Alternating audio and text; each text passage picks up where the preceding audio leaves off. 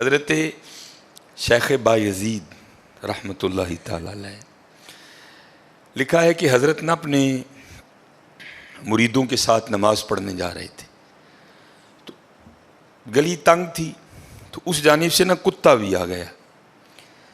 تو ظاہر ہے اگر تلقین آئی غیب سے، کوئی دل میں خیال تو آیا ہوگا نا، تو حضرت نے نا اپنے کپڑوں کو بڑا سمیٹا اور سائڈ پہ ہو گئے کہ کتا گزر جائے، کہیں میرے کپڑوں سے لگ ہی نہ جائے یہ۔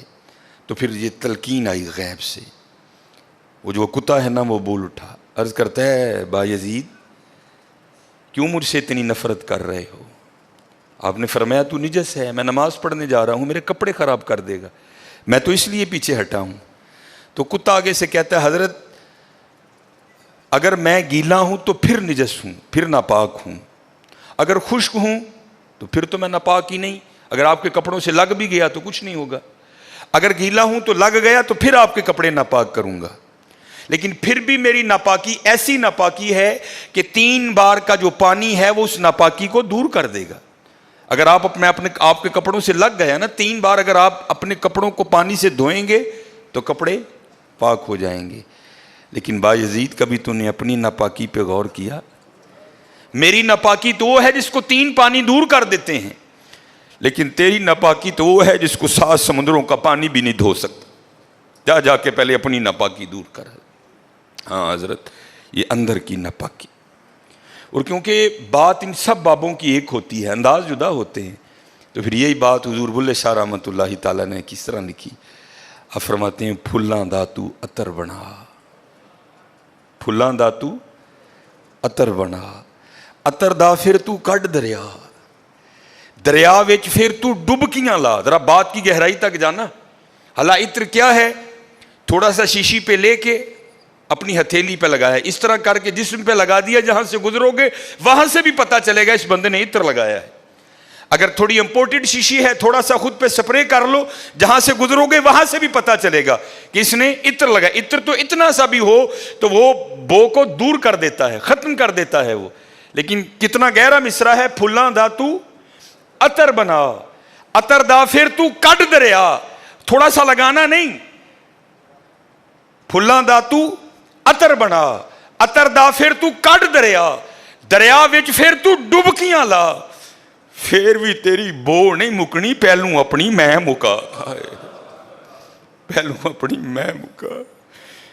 انہوں نے تو بنایا تھا فقیر، چل تو آج تو بس ساڈا فقیر لے، لیکن یہ میں اس نے پھر موقع ضائع کر دیا۔ میں حضرت پھلاں دا تو عطر بنا، عطر دا پھر تو کڈ دریا، دریا وچ پھر تو ڈبکیاں لا، پھر بھی تیری بو نہیں مکنی، پہلوں اپنی میں مکا۔ اور جس نے مکا لی حضرت اس کا کام بن گیا، وہ تو ہے ہی کریم۔ ہاں، اور کتنے کریم ہیں میں آپ کو بتا نہیں سکتا حضرت۔ یہ ہفتے کی رات تھی، جو پچھلا ہفتہ گزر گیا ہے نا، جس طرح کل ہفتہ آئے گا، یہ بھٹر میں پروگرام تھا، تو پروگرام پہ گئے، وہاں سے مجھے آتے آتے نا تقریباً 12 بج گئے۔ جب میں گھر آیا نا تو چھوٹا بیٹا میرا، سب سے چھوٹا ابراہیم، بڑا رو رہا تھا، تو ماں اس کو چپ کرانے کے لیے نا وہ ٹہل رہی تھی، اس کمرے سے اس کمرہ، اس کمرے سے اس کمرہ، تو وہ کہتی ہے کہ شاہ کے بعد کی اس کی طبیعت خراب ہے، مسلسل رو رہا ہے، میں نے بڑا چپ کرایا، نہیں کر رہا، تو اس طرح کریں اس کو کسی ہاسپٹل لے چلتے ہیں۔ میں نے کہا چلو، ہم الخدمت لے گئے، اور ڈاکٹر نے چیک کیا، اس نے کہا بچے کا گلا خراب ہے، اور جب بھی بچوں کا گلا خراب ہوتا ہے نا ساتھ پھر ان کے کان میں بھی درد ہوتی ہے، اس کے کان میں درد ہے اس لیے رو رہا ہے۔